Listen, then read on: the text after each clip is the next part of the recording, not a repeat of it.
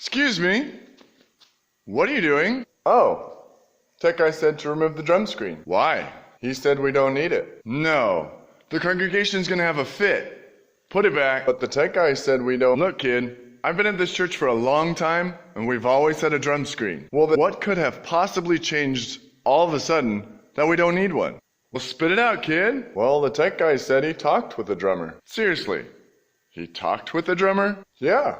That's it? They talked about how the drummer feels. Who cares what the drummer feels? The drums are too loud, the screen stays. Well, yeah.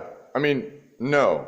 Well, that's what they talked about. How the drummer can't hear the band very well. Even with proper monitor setup, the drummer prefers to hear the band live. Using dynamics and different techniques, the drummer will actually blend better with the band. Interesting. On top of all that, we'll have no drum reflections off the screen. And with the screen gone, good chance of less microphones on the kit. How does that help?